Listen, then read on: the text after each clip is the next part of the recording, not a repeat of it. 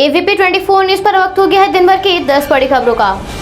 कांग्रेस नेता राहुल गांधी लगातार जनहित मुद्दों को लेकर केंद्र सरकार पर हमलावर रुख अपनाए हुए नजर आते हैं। राहुल गांधी ने एक बार फिर मोदी सरकार पर निशाना साधते हुए कहा, सब महंगा होता जा रहा है, उपभोक्ता परेशान है, लेकिन क्या इसका थोड़ा भी फायदा छोटे उत्पादक दुकानदार या किसान को हो रहा है? नहीं। आगे राहुल ने कहा, इसका फायदा छोटे उत्पादक दुकानदार या किसान को इसलिए नहीं हो रहा है क्योंकि ये महंगाई असल में मोदी सरकार की अंधाधुंध टैक्स वसूली से है। इसके साथ ही राहुल गांधी ने केरल में कोविड-19 के मामलों में जबरदस्त वृद्धि पर चिंता व्यक्त की है और केरल वासियों से कोविड-19 दिशा निर्देशों का पालन करने और सावधानी बरतने को भी कहा है।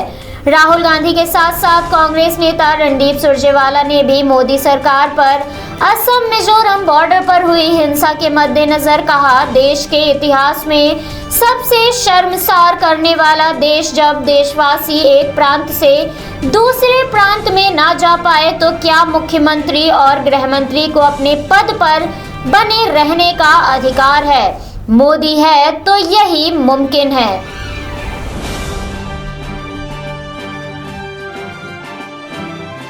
संसद में कृषि कानूनों और पेगासस जासूसी कांड समेत अन्य मुद्दों को लेकर विपक्षी दल द्वारा हंगामा जारी है। संसद शुरू होने से पहले कांग्रेसियों ने संसद परिसर में स्थित गांधी प्रतिमा के सामने प्रदर्शन और नारेबाजी करते हुए कहा, कृषि कानूनों और पेगासस के मुद्दों को संसद में उठाएंगे। संसद को सरकार रोक रही है। इतना बड़ा जासूसी कांड हुआ और सरकार जवाब देने को तैयार नहीं है।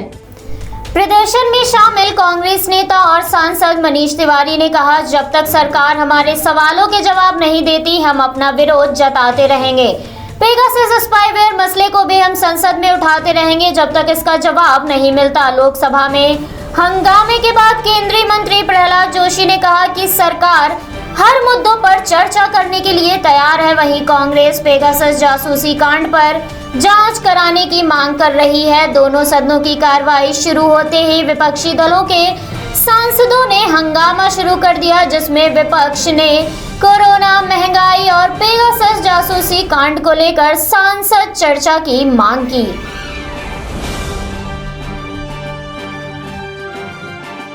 उत्तर प्रदेश सरकार जहरीली शराब मामलों में हो रही वृद्धि को देखते हुए शराब बिक्री की व्यवस्था में बदलाव करने की तैयारी कर रही है। पूरे प्रदेश में आबकारी की दुकानों पर POS मशीनों के जरिए शराब की बिक्री की जाएगी।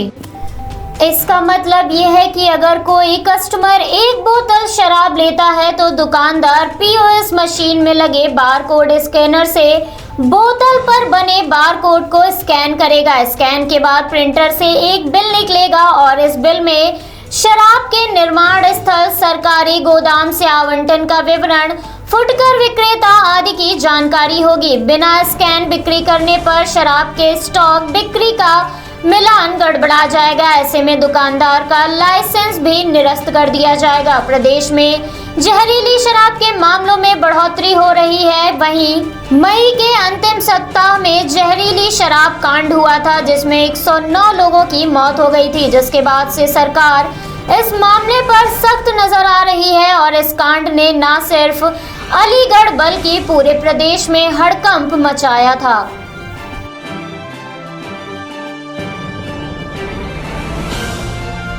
भारत में जहां कोरोना के मामलों में गिरावट देखी जा रही है, महामारी की दूसरी लहर लगातार लगभग काबू में आ चुकी है। वहीं केरल में हालात दिन पर दिन बिगड़ रहे हैं। इसके साथ ही तीसरी लहर के संकेत अब दिखने लगे हैं। केरल में संक्रमण के मामलों में तेजी से उछाल आया है, जिसके चलते केंद्र ने राज्य में उच्च स्तरीय टीम को भेजा है। केरल में महामारी के मामलों में जबरदस्त वृद्धि से सरकार की चिंता बढ़ गई है, जिसके बाद केंद्र सरकार ने विशेषज्ञों की 6 सदस्यीय टीम को राज्य में भेजा है। केरल में कोरोना स्थिति अनियंत्रित हो गई है। राज्य का संक्रमण दर 12% से अधिक पहुंच गया है। गौरतलब है, देश में प्रतिदिन आने वाले कोरोना के नए मामलों में लगभग आधे मामले अकेले केरल से आ रहे हैं। इसके साथ ही कोरोना के कुल सक्रिय मामलों का 37% से अधिक अकेले केरल में है। स्वास्थ्य मंत्रालय के एक वरिष्ठ अधिकारी ने कहा, राज्य में भेजी गई विशेषज्ञों की टीम की अगुवाई national centre for disease control निदेशक डॉक्टर SK सिंह कर रहे हैं। ये टीम केरल के सबसे अधिक प्रभावित जिलों का दौरा कर संक्रमण फैलाने की स्थिति बनने के कारणों का जायजा लेगी और उसे रोकने के उपायों पर सुझाव देगी।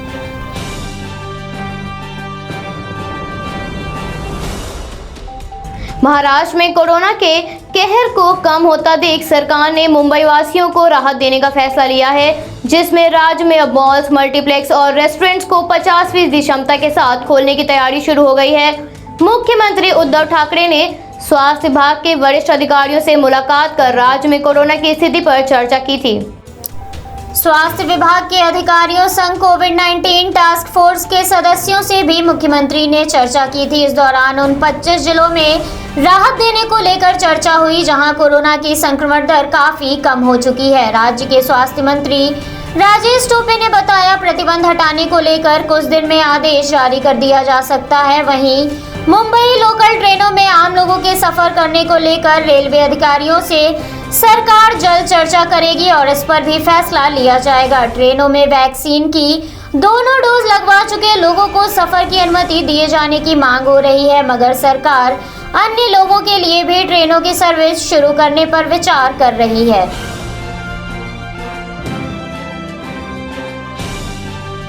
कोरोना संक्रमण की दूसरी लहर का असर अब कम हो गया है और प्रतिदिन आ रहे मामलों में उतार चढ़ाव का सिलसिला बना हुआ है। स्वास्थ्य मंत्रालय से प्राप्त जानकारी के अनुसार पिछले 24 घंटों में कोविड-19 के 44,230 मामले सामने आए।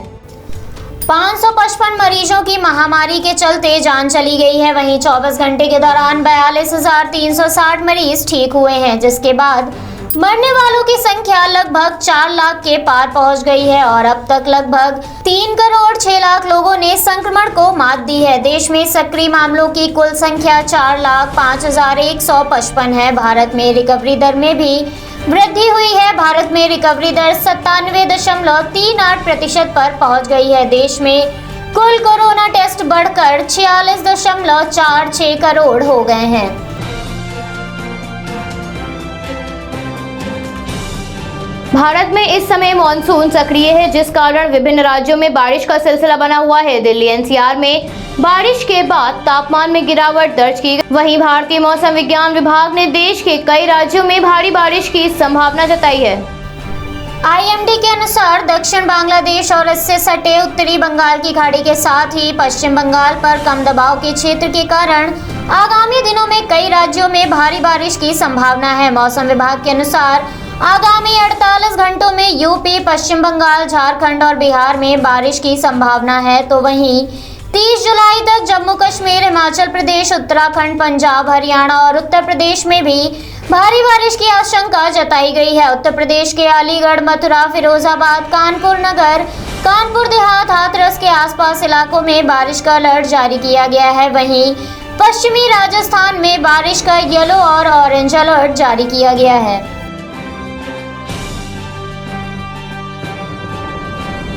सीमा पर हुए विवाद को लेकर असम मिजोरम सीमा पर हिंसा भड़क गई थी, जिसके बाद केंद्र ने मामले पर संज्ञान भी लिया था। वहीं अब असम सरकार ने एक अधिसूचना जारी किया है। मिजोरम से असम में प्रवेश करने वाले सभी वाहनों की प्रतिबंधित मादक पदार्थों को लेकर जांच की जाएगी।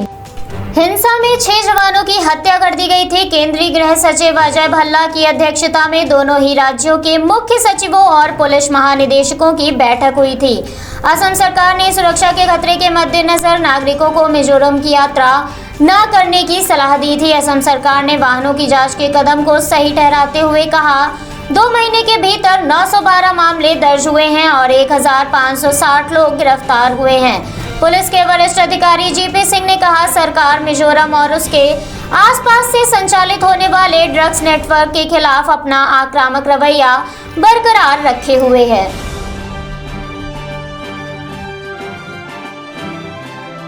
भारतीय टीम टोक्यो ओलंपिक में लगातार जबरदस्त प्रदर्शन कर रही है। ओलंपिक के 7वें दिन भी खिलाड़ियों का प्रदर्शन काफी शानदार रहा। तीरंदाजी में दीपिका कुमारी पर सबकी नजरें टिकी हुई हैं, तो वहीं बैडमिंटन स्टार पीवी सिंधु से भी भारतीय फैंस ने उम्मीद लगा रखी है। भारत और आयरलैंड के बीच पुणे में कांटे के मुकाबले में भारत की नवनीत कौर के गोल की बदौलत ये मैच 1-0 से जीता। भारतीय महिला मुक्केबाज लवलाना ने 64 किलोग्राम भार वर्ग में अपना एक पदक पक्का किया। वहीं क्वार्टर फाइनल में चीनी ताइपे की ह्यूलियन की चीन को 4-1 से हराया। भारतीय मुक्केबाज सिमरनजीत कौर को 57 किलो भार वर्ग के प्री क्वार्टर फाइनल में थाईलैंड की मुक्केबाज के हाथों हार का सामना करना पड़ा। 25 मीटर एयर पिस्टल इवेंट के क्वालिफायर के रैपिड राउंड में भारतीय निशानेबाज मनु भाकर और राही सरनोबत के हाथों निराशा लगी।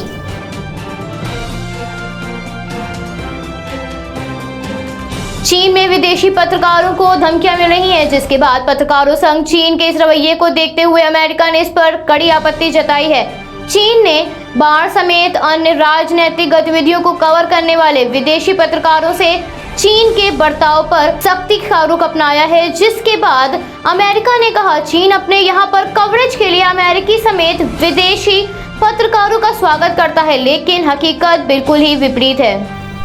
अमेरिका ने कहा चीन विदेशी पत्रकारों को स्वतंत्र रूप से काम नहीं करने देता है। पत्रकारों को चीन में कठोर निगरानी, उत्पीड़न और धमकियों के बीच काम करना होता है। अमेरिका ने अंतर्राष्ट्रीय मीडिया संस्थानों द्वारा हुनान प्रांत में बाढ़ की कवरेज के दौरान पत्रकारों को परेशान किए जाने की बात भी सामने रखी। अमेरिका के विदेश मंत्रालय के अनुसार चीन अपने खिलाफ हुई खबरों पर बेहद कठोर बयानबाजी कर माहौल को तनावपूर्ण करने का काम करता है और इनकी कवरेज करने वालों को जान से मारने की धमकी दी जाती है। चीन में विदेशी पत्रकार बेहद खराब हालातों में अपने काम को अंजाम देते हैं।